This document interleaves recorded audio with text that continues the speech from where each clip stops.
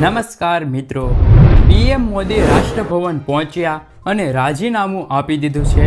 સાથે દબાણની રાજનીતિ શરૂ.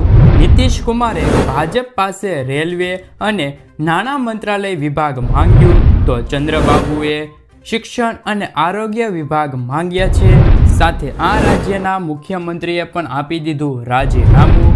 સરકાર તો બનશે, નીતિશ કુમારે આપ્યા છે સંકેત. હવે એ જોવાનું છે કે કોની સરકાર બનવા જઈ રહી છે, ભાજપની કે પછી કોંગ્રેસની.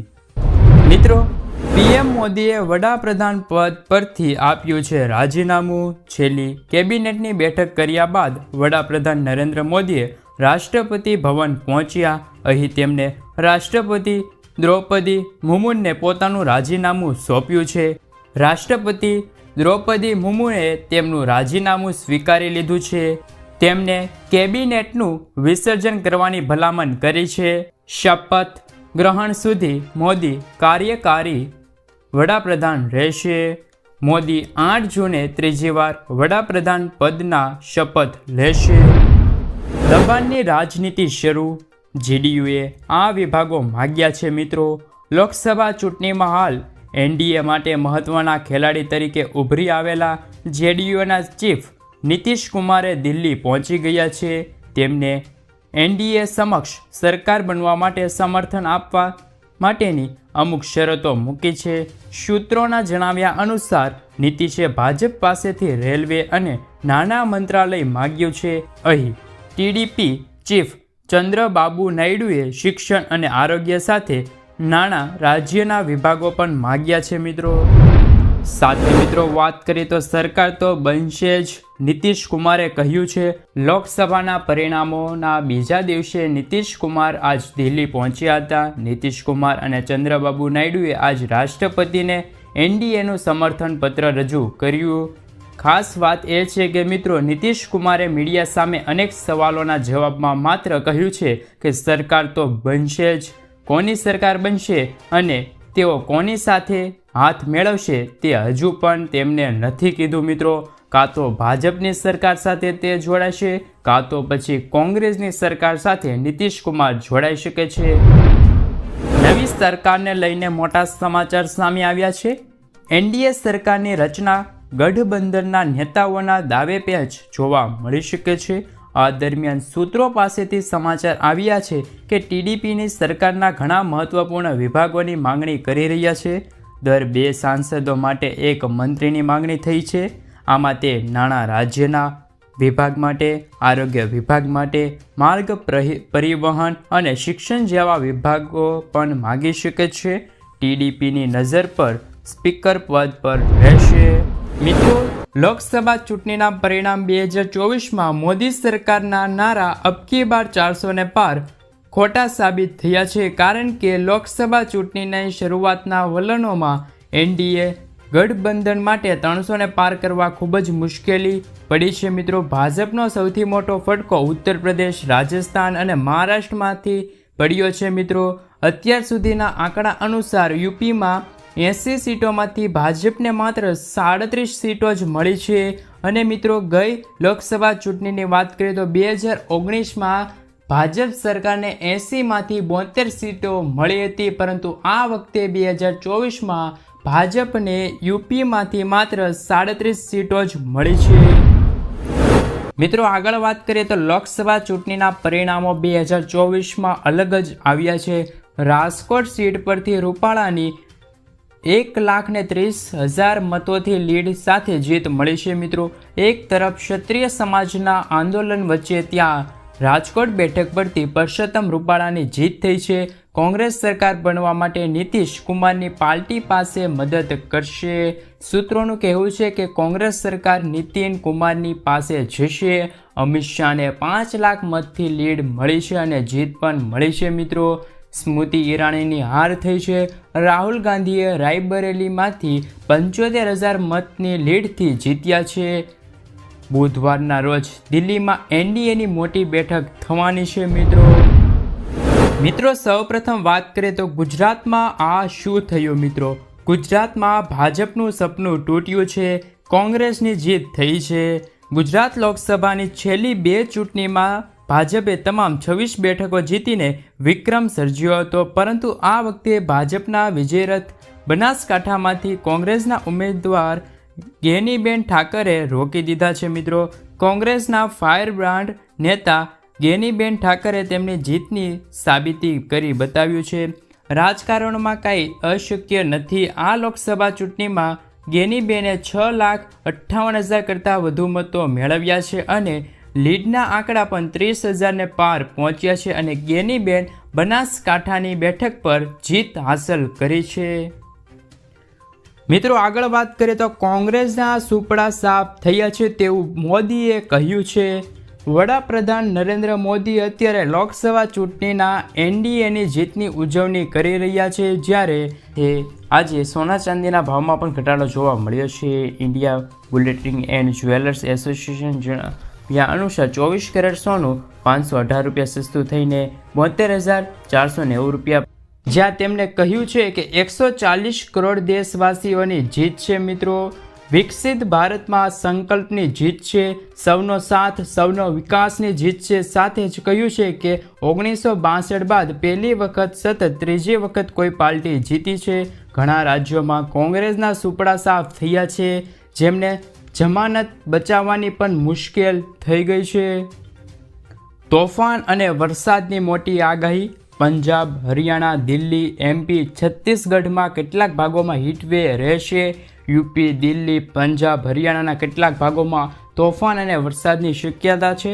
કેરળ, આંદામાન અને નિકોબાર ટાપુમાં લક્ષદ્વીપ સાથે ઓડિશાના ભાગોમાં સાથે છત્તીસગઢ, દક્ષિણ એમપી, હિમાચલ પ્રદેશ, બાંગ્લાદેશ, પશ્ચિમ હિમાચલ પ્રદેશમાં હળવાથી લઈને મધ્યમ વરસાદની આગાહી કરવામાં આવી છે. દેશમાં ચોમાસાનું આગમન થઈ ગયું છે, જેને લઈને ઘણા રાજ્યોમાં પ્રી મોન્સૂન એક્ટિવિટી પણ જોવા મળી રહી છે. મિત્રો આગળના સમાચારની અંદર વાત કરીએ તો 100% ગેરંટી ખેડૂતોનું દેવું માફ થશે. ખેડૂતોના દેવા માફ કરવા અને દેવા માફીની રકમ નક્કી કરવા માટે એક સ્થાયી કૃષિ દેવા માફી કમિટીની સંરચના કરવામાં આવી છે. એટલે કે ખેડૂતોને કેટલું દેવું માફ કરવું, કેવી રીતે દેવાના પૈસા માફ કરવા, ક્યારે અને કેટલી વાર છે તે પાક પર ખેડૂતોને દેવા માફ કરવા, એ માટેની એક ખાસ કમિટીની રચના કરવામાં આવી છે. જો આવનારા સમયમાં રાજ્યમાં કોંગ્રેસની સરકાર બનશે તો ખેડૂતો માટે એક ચોક્કસ યોગ બનવા જઈ રહ્યો છે, જેમાં દર વખતે અને જ્યારે જરૂર પડે ત્યારે ખેડૂતોનું દેવું માફ કરવામાં આવશે તેવી કોંગ્રેસ નેતા રાહુલ ગાંધી દ્વારા ખેડૂતોને ગેરંટી આપવામાં આવી રહી છે. મિત્રો આગળના સમાચારની અંદર વાત કરીએ તો 15 વર્ષ જૂના વાહનો થશે હવે ભંગાર. 15 વર્ષથી વધુ જૂના વાહનો અંગે મોટું નિવેદન. 15 વર્ષથી જૂના વાહનો પર પ્રતિબંધ નથી તેવું નીતિન ગડકરીએ કહ્યું છે. આપ સૌને કોઈના કોઈ પાસે સાંભળ્યું હશે કે 15 વર્ષથી જૂના વાહનો પર પ્રતિબંધ છે. જોકે ટ્રાન્સપોર્ટ અને હાઈવે મિનિસ્ટર નીતિન ગડકરીએ લોકસભામાં આ વાતને નકારી કાઢતા કહ્યું છે કે આ વાત સાચી નથી. 15 વર્ષથી વધુ જૂના વાહનો પર પ્રતિબંધ નથી, તે માત્ર દિલ્હી એનસીઆર પ્રદૂષણના કારણે સુપ્રીમ કોર્ટે 10 વર્ષ જૂના ડીઝલ અને 15 વર્ષ જૂના પેટ્રોલ વાહનો ચલાવવા પર પ્રતિબંધ મૂક્યું છે. મિત્રો આગળના સમાચારની અંદર વાત કરીએ તો આ રાજ્યમાં મળશે મફત વીજળી. ઓડિશાના મુખ્યમંત્રીએ સોમવારે રાજ્યમાં મફત વીજળી આપવાની જાહેરાત કરી છે. બીજેપીના વડા કેન્દ્ર પારા પાસે એક રેલીને સંબોધી હતી અને કહ્યું છે કે ઓડિશામાં જુલાઈમાં કોઈએ વીજળી બિલ ચૂકવવું નહીં પડે. તેમણે કહ્યું છે કે બીજેડી સરકાર મફત વીજળી આપશે.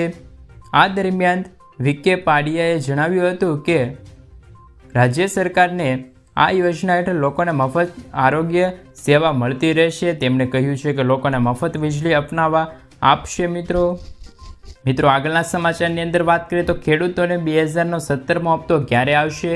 પ્રધાનમંત્રી કિસાન સન્માન નિધિ યોજના હેઠળ પાત્રતા ધરાવતા ખેડૂતોને વાર્ષિક 6,000 રૂપિયાની સહાય આપવામાં આવે છે અને આ નાણાં દર 4 મહિને 2,000 રૂપિયાના 3 હપ્તામાં ટ્રાન્સફર કરવામાં આવે છે. આવી સ્થિતિમાં આ વખતે ખેડૂતોને આ યોજના આગામી હપ્તો એટલે કે 17મા હપ્તાની રાહ જોઈ રહ્યા છે. ખેડૂત મિત્રો, આવી સ્થિતિમાં ઘણા ખેડૂતો છે તેમને 2017મો હપ્તો ક્યારે રિલીઝ થશે તેમની માહિતી નથી. મિત્રો તમને જણાવી દઈએ કે ખેડૂતોને છે તે 16મો હપ્તો 28 ફેબ્રુઆરી 2023ના રોજ ખેડૂતોના ખાતામાં ટ્રાન્સફર કરી દેવામાં આવ્યો હતો.